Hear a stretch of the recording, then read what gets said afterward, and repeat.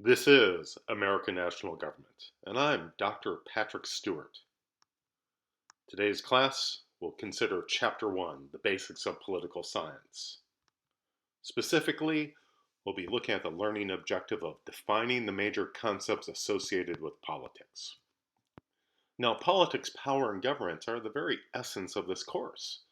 Indeed, politics is about who gets what, when, and how, and it's also known as the authoritative allocation of values. At its heart, politics is something that happens anytime individuals get together, whether they're humans interacting or even animals such as chimps and dogs. The basic idea of trying to get different space, different food, even attention is the essence of politics. Now, government formalizes this and looks at the institutions in which there is authority to make decisions that are binding on everyone. There are three major types of institutions that we'll look at. First, we've got autocracy, then we have oligarchy, and finally, democracy. So let's take a look at autocracy. Here, the power to authoritatively allocate values is held by one person. Now, we've seen this in history with kings, tsars, emperors, and even more recently with individuals who were dictators such as Adolf Hitler and Joseph Stalin.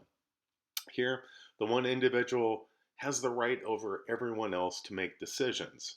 Now, how they claim this power might be from a divine right or from basically their family's background. But the basic idea is that it's just one individual who is in control.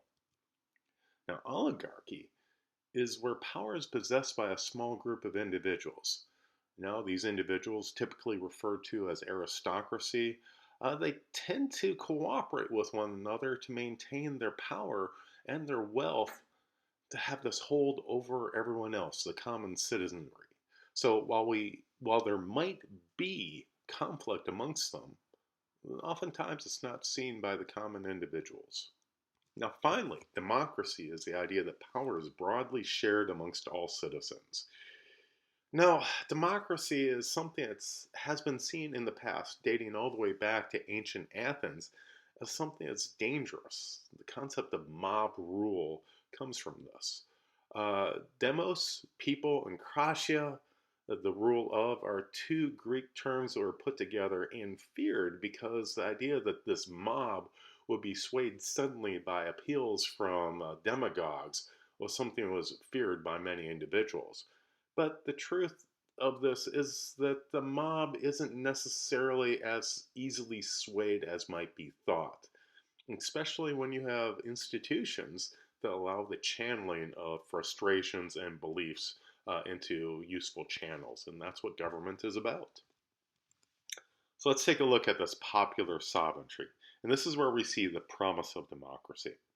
Now, there's a process and substance of democracy, but then we also have core democratic principles that flow from this. But with these core principles, we also see that there's conflict amongst them. Now, with popular sovereignty, we see that politics, as we've discussed earlier, is a process of deciding who is going to get what, or whose values everyone is going to live by. Now, government, for its part, is the institution that has the authority to make decisions that are binding on everyone, and they draw upon this from their sovereignty, the authority to legally wield coercive power to allocate these values. So ultimately, government is the only one institution that is legally allowed to use force against members of society. Now, popular sovereignty, which is the core of democracy, is based upon the idea that political power is distributed throughout all citizens and that they all have the right to participate in this political process. Okay, so let's take a look at democracy as a process. Here, all citizens have the right to participate in the decision making process. Of course, there is a question as to who is a citizen, but beyond that, we see that because there are so many individuals involved in this process, it tends to be slow and inefficient. But despite this inefficiency and the slowness, maybe because of it, it tends to be more equitable and just.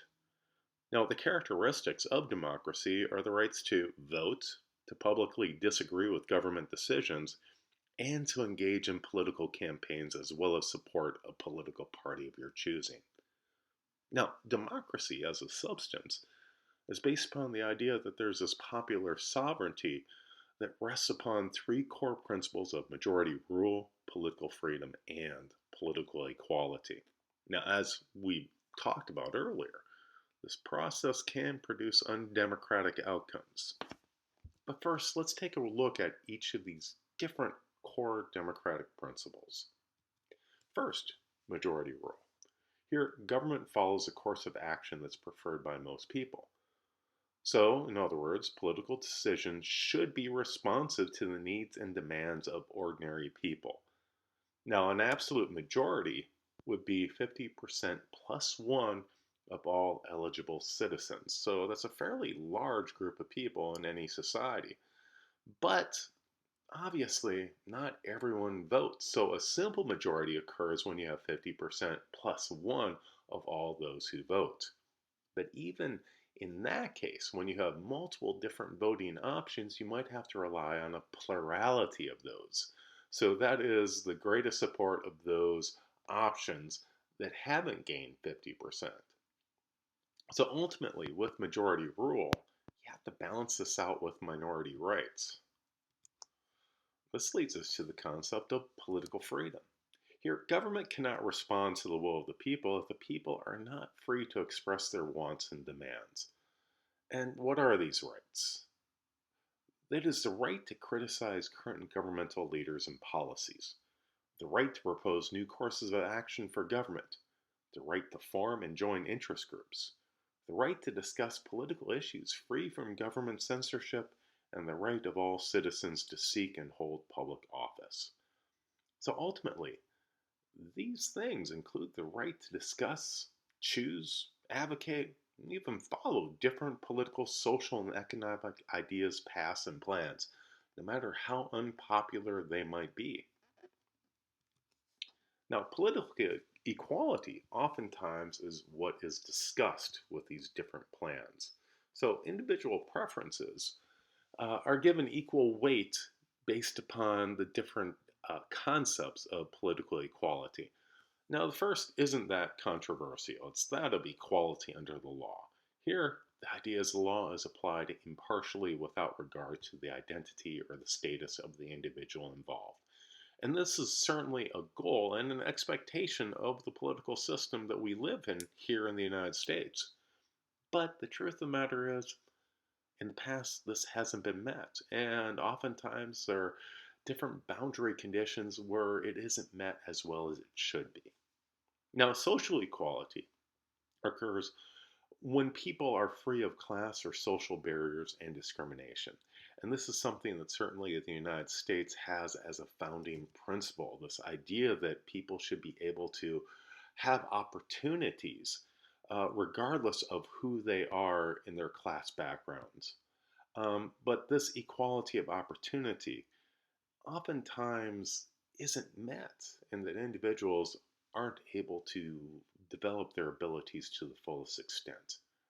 Now, ultimately, the probably the most controversial concept is that of economic equality, in which case each individual should receive the same amount of material goods regardless of his or her contribution to society. And certainly there is a level of debate as to whether or not this is possible. But certainly it is one of those issues that we as Americans have the right to discuss. So let's take a look at conflicting values. These core principles, the three of them, are reflected in the process and outcome of governmental decisions, and as can be expected because they are core principles, they oftentimes can infringe upon one another. For instance, the majority may use their power to rob minorities of their political freedom and their political equality. And that has certainly been a part of the darkest chapters in American history. But certainly, the idea that the majority rules is still a very important part of American ideology. Maximizing freedom may lead to less equality, and that certainly is something that people are attuned to and very concerned about, as is the idea of achieving more equality might require placing limitations on someone's freedom. Now, when we look at basic forms of democracy, we see that there are two of them: direct democracy and representative democracy. With direct democracy, citizens are the principal decision makers, but it's used in limited forms in the United States. Town hall meetings in New England are the classic expectation they have multiple individuals getting together to discuss where their community should go in the future. Doesn't happen very often, but what happens much more often is ballot initiatives and referenda, where people have the opportunity to vote every few years on the ballot on specific issues. And we see it here in Arkansas when we deal with such issues as marijuana, medical marijuana, alcohol legalization, as well as term limits and whether the Supreme Court justices ought to be voted in.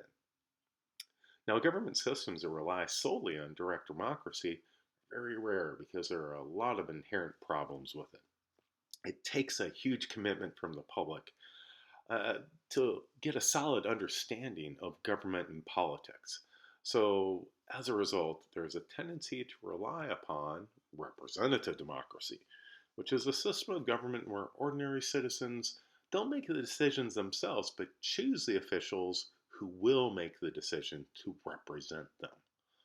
In other words, popular sovereignty underlies this, but the expectation is that policymakers will follow the needs and the desires of their citizens, because if they do not, they'll be voted out of office. And that was Chapter 1, Section 1 of American National Government.